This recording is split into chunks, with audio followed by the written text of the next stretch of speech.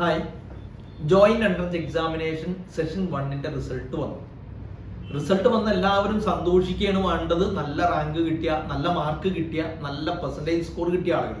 പക്ഷെ നേരെ തിരിച്ചാണ് ഇപ്രാവശ്യം സംഭവിച്ചത്. ആളുകൾക്കിടയിൽ ഒരുപാട് ആശയക്കുഴപ്പങ്ങൾ, ഒരുപാട് ആശങ്കകൾ, സംശയങ്ങൾ, തെറ്റിദ്ധാരണകളൊക്കെ ഉണ്ടായിട്ടുണ്ട്.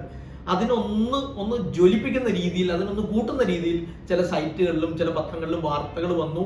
പെർസെൻറ്റേജ് സ്കോറും അതുപോലെ തന്നെ സ്കോറും തമ്മിൽ ഭയങ്കര വ്യത്യാസം വന്നിരിക്കുന്നു, എന്തൊക്കെയോ മാൽ പ്രാക്ടീസ് നടന്നിട്ടുണ്ട്, എന്തൊക്കെയോ പ്രശ്നമുണ്ട്. ഒരുപാട് വിദ്യാർത്ഥികൾ വിളിച്ചു. അവർ വിളിച്ചിട്ട് എന്നോട് പറഞ്ഞു, സർ എനിക്ക് 140 മാർക്ക്, വേറൊരാൾക്ക് 170 മാർക്ക്, എൻ്റെ 140 മാർക്കിന് പെർസെൻറ്റേജ് സ്കോർ കൂടുതൽ, അവൻ്റെ പെർസെൻറ്റേജ് സ്കോറും എൻ്റെതുപോലെ തന്നെ. എന്നിട്ട് മാർക്ക് കൂടുതൽ കിട്ടിയിട്ടും അവന് വലിയ പ്രശ്നമാവോ, മാറുമോ? ഒരാൾ വിളിച്ചിട്ട് പറഞ്ഞു, എനിക്ക് നല്ല മാർക്ക് 180 മാർക്ക് ഉണ്ട്, എന്നിട്ട് എൻ്റെ പെർസെൻറ്റേജിലും 160 മാർക്കുള്ള എൻ്റെ പെർസെൻറ്റേജ് സെയിം. അതെന്താ അങ്ങനെ സംഭവിച്ചിരിക്കുന്നത്? ഇങ്ങനെ ഭയങ്കര ആശങ്കകളാണ്. ഞാൻ പറഞ്ഞത് നിങ്ങൾ ശ്രദ്ധിക്കേണ്ടതുണ്ട്.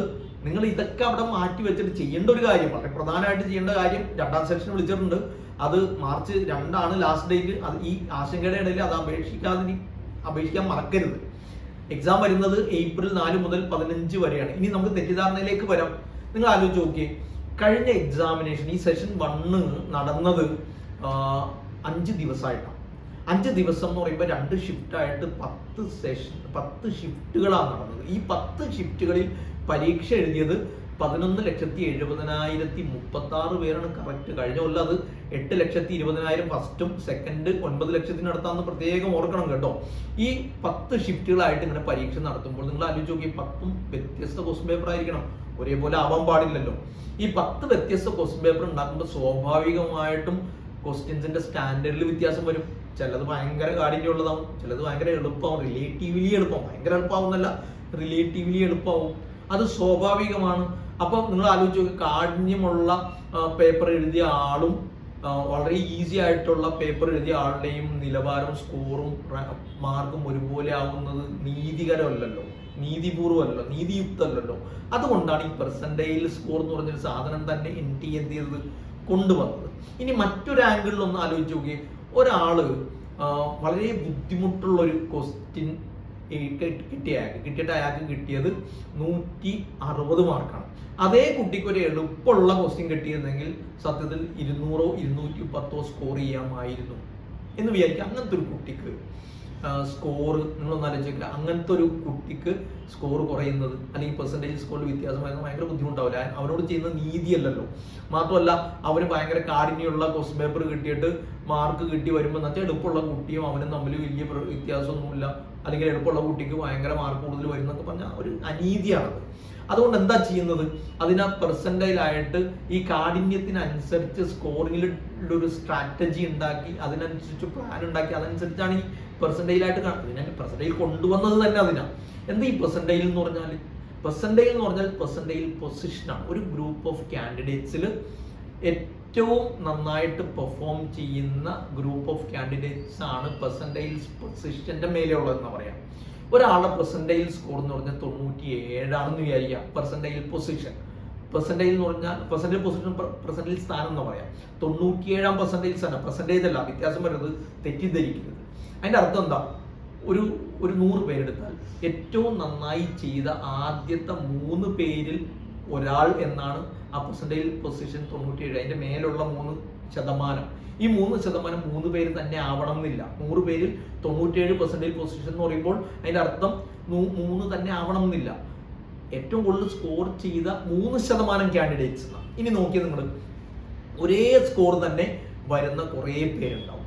അതുകൊണ്ട് പെർസെൻറ്റേജ് പൊസിഷൻ വ്യാഖ്യാനിക്കുമ്പോൾ എങ്ങനെ വ്യാഖ്യാനിക്കേണ്ടത്? ഒരു സെഷൻ അപ്പിയർ ചെയ്ത ഒരു പരീക്ഷാർത്ഥി അയാൾ സ്കോർ ചെയ്ത മാർക്കിന് തുല്യമോ അതിൽ താഴെയോ വരുന്ന കുട്ടികളുടെ ഗ്രൂപ്പാണ് അയാളുടെ പെർസെൻറ്റേജ് സ്കോർ എന്ന് പറയുന്നത്. അയാളുടെ പെർസെൻറ്റേജ് സ്കോർ എന്ന് പറഞ്ഞാൽ അതാണ്.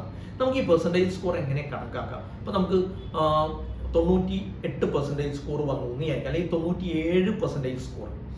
97% സ്കോർ സ്വാഭാവികമായിട്ട് ഏകദേശം എത്ര റാങ്കിനുള്ളിൽ വരാൻ സാധ്യതയുണ്ട്?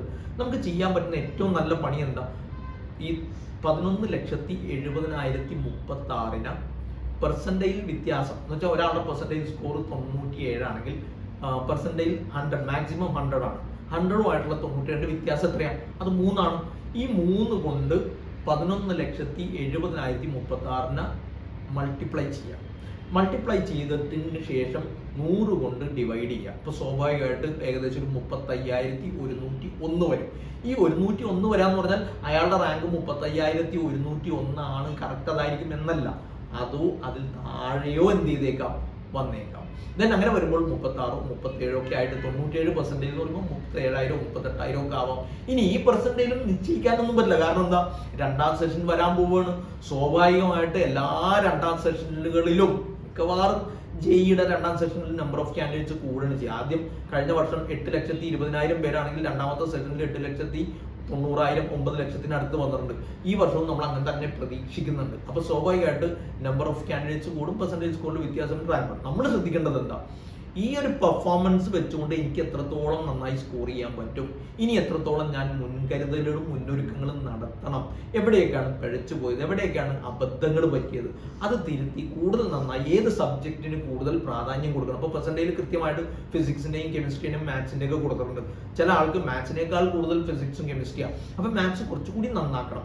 ഇങ്ങനെ ഒരു സ്ട്രാറ്റജി ഉണ്ടാക്കി കുറച്ചുകൂടി നന്നായി പെർഫോം ചെയ്യാൻ ശ്രമിക്കുകയാണ് വേണ്ടത്. സാധാരണ നിലയ്ക്ക് രണ്ടാം സെഷനിൽ കാൻഡിഡേറ്റ്സിന്റെ എണ്ണം കുറഞ്ഞു കഴിഞ്ഞാൽ പെർസെൻറ്റേജ് സ്കോർ മെച്ചപ്പെടാൻ സാധ്യതയുണ്ട്. പക്ഷെ അത് സംഭവിക്കൽ വളരെ അപൂർവമാണ്. അങ്ങനെ സംഭവിക്കാൻ സാധ്യത വളരെ കുറവാണ്. അതുകൊണ്ട് കൃത്യമായിട്ട് നമ്മൾ ഈ പെർസെൻറ്റേജിൻ്റെ ഒരു കാൽക്കുലേഷൻ ഞാൻ ഈ വീഡിയോയിൽ കൊടുക്കുന്നുണ്ട്, അതൊന്നും നിങ്ങൾ ശ്രദ്ധിച്ചേക്കുക.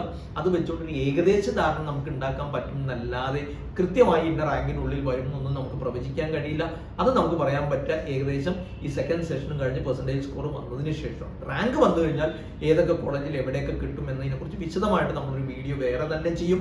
ഏതൊക്കെ ഇൻസ്റ്റിറ്റ്യൂട്ടുകൾ, ജെഇ മെയിൻ ഇൻസ്റ്റിറ്റ്യൂട്ടുകൾ ഏതാണ്, ജെഇ അഡ്വാൻസ്ഡ് ഇൻസ്റ്റിറ്റ്യൂട്ടുകൾ ഏതാണ്, അതിൽ ഏതൊക്കെ റാങ്കിൽ ഏതൊക്കെ പൊസിഷൻ, ഓരോ കോളേജിൻ്റെയും ഒരു പൊസിഷൻ എന്താണ്, ഏറ്റവും ബെസ്റ്റ് NITയിൽ ഏതാണ്, I2IITയിൽ ഏറ്റവും ബെസ്റ്റ് ഏതാണ്, ഫണ്ടഡ് ഇൻസ്റ്റിറ്റ്യൂട്ടുകളിൽ ഏതാണ്, ഇതിന് വളരെ വിശദമായ ഒരു വീഡിയോ നമ്മൾ ചെയ്യും. അതുവരെ ക്ഷമിക്കുക. നന്നായി മെനക്കെട്ട് പ്രിപ്പയർ ചെയ്ത് അടുത്ത പ്രാവശ്യത്തെ സ്കോർ നന്നാക്കാൻ ശ്രമിക്കുക. ഇതൊരു ടെസ്റ്റ് ഡോസാണ്. സെഷൻ 1 എന്ന് പറഞ്ഞൊരു ടെസ്റ്റ് ഡോസാണ് സത്യത്തിൽ. NTA അങ്ങനെ ഒരു പരിപാടി സെഷൻ 1ഉം സെഷൻ 2ഉം വെച്ചത് തന്നെ എന്താ, കുറച്ചുകൂടി മുന്നൊരുക്കങ്ങൾ നടത്തി ആദ്യത്തെ പെർഫോമൻസിനെ ബേസ് ചെയ്തുകൊണ്ട് കുറച്ചുകൂടി മാറ്റങ്ങൾ വരുത്തി, കുറച്ചുകൂടി മുന്നൊരുക്കങ്ങൾ വരുത്തി, സ്വന്തം പെർഫോമൻസിനെ കുറിച്ച് ധാരണ ഉണ്ടാക്കി കൂടുതൽ മുന്നൊരുക്കത്തോടെ നന്നായി ഇഫക്റ്റീവായിട്ട് സ്കോർ കൂട്ടാനുള്ള ശ്രമങ്ങൾ നടത്താൻ ഒരു അവസരം തരികയാണ് ചെയ്യുന്നത്. 45-50 ദിവസം ഇനി നമുക്കുണ്ട് അടുത്ത പരീക്ഷയ്ക്ക്. അതിനുവേണ്ടി നന്നായി പ്രിപ്പയർ ചെയ്യുക, മെനക്കെടുക, നന്നായിട്ട് വർക്ക്ഔട്ട് ചെയ്യുക, നല്ല സ്കോർ കിട്ടട്ടെ, നല്ല പെർസെൻറ്റേജ് കിട്ടട്ടെ എന്ന് ആശംസിക്കുന്നു. വണക്കം. Career Guru, molding your future.